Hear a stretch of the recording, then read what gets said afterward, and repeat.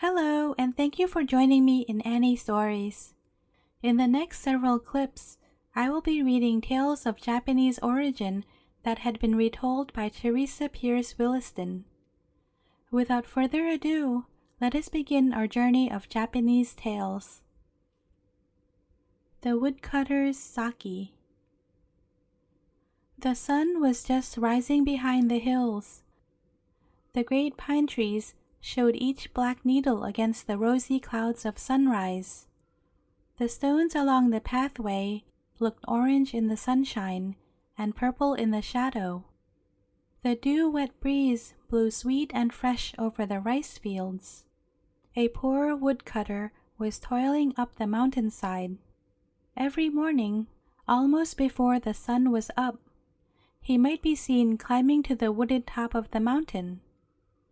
No one worked so hard as the poor woodcutter, yet no matter how hard he worked, there was never enough wood in his pile at night to please him. This morning, as he walked along, he talked to himself. It seems to make no difference how early I start or how late I work at night. I never have enough money to buy the things I wish for my old father and mother. Now at their age, they need tea and sometimes a cup of sake, so he set to work harder than before. It was very warm and he was very tired as well as hungry. Suddenly, close by where he was chopping, he saw a fat young badger fast asleep. Well, thought the woodcutter, here is something I might take home to my father and mother. He would make a fine stew. The more he looked at the sleeping badger, the less he wanted to kill him. If he were awake, it would be different, but to kill him asleep, the woodcutter could not do it. He said to himself, "No, I cannot kill him. I will just work harder and see if I cannot earn money enough to buy them something extra for tomorrow."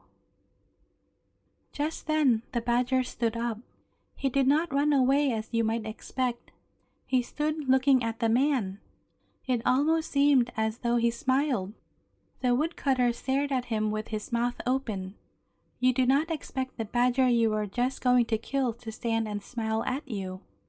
But this badger spoke, and this is what he said. "Now, Mr. Woodcutter, you did well not to kill me. In the first place, you could not do it. More than that, since you were good to me, I will be good to you. You cannot guess all the things I can do for you. But first, will you just go beyond that pine tree and bring me a smooth, flat stone you find there?" The woodcutter hurried to get the stone. When he reached the place, there lay a rich feast all spread out on dainty dishes. The woodcutter thought of his father and mother. He wished he might take them just a bite of some of these dainties. He would not touch anything that was not his own, however, so he began to look for a smooth, flat stone. "Heh heh," chuckled someone behind him. He looked around. It was the badger, laughing until his bushy tail shook. "Does it not look good? Why don't you eat some?" "Oh, I did not wish any for myself. I only wished that my poor old father and mother might have such a feast as that for once in their lives." "Never mind, they are eating just such a one this minute."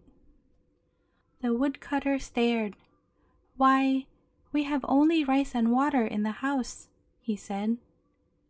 "They are eating just what you see here," said the badger. "Where could they get it? I sent it to them, and this is for you and me.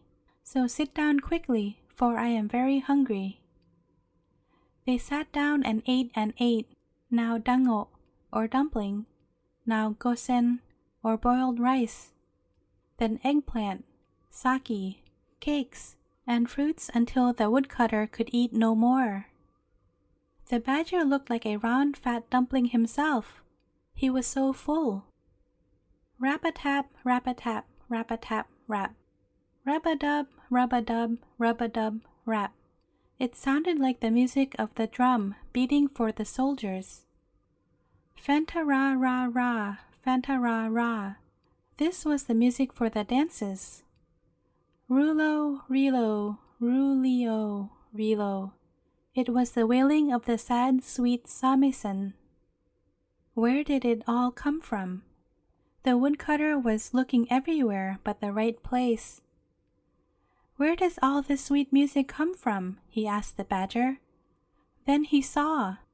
It was the badger drumming and strumming on his skin that was stretched until he looked like a dumpling. With a chuckle, the badger disappeared. The woodcutter looked for him, but saw only a beautiful waterfall. It tumbled in foam over the rocks. What a sweet song it sang! The woodcutter knew that he had never seen it before. He went up to look at it. Sniff! Something smelled very good. He stooped down to drink of the cold, sparkling water. He drank and stared, then drank again. It was sake, as sure as could be. He filled his gourd with it and hastened home. "Father, here is some sake for you," he cried. He told his father all about the badger and the feast. Then his father told him about his feast too. The next morning, when he started to work, you may be sure he did not forget his gourd. He was surprised to see a great crowd of people going up the mountain. Before this, he was the only one who would take the long, hard climb. They all had gourds in their hands, as many as they could carry. Someone had listened at the woodcutter's door the evening before, and heard him tell about the sake waterfall. When they reached the place, one of the men said, "Now, young man, since we happen to know about this place, you need not mind if we help ourselves first. We have to go back down the mountain to our work, so we are in a hurry. First, let us all have a drink together." They all filled their gourds and took a long, deep drink. How they stared! The woodcutter saw that something was wrong, so he slipped away and hid behind a big pine tree. They took one more taste. "Water! That is only water!" all shouted at once. "Just wait until we get that scamp." But they could not find him anywhere. Down the hill they went.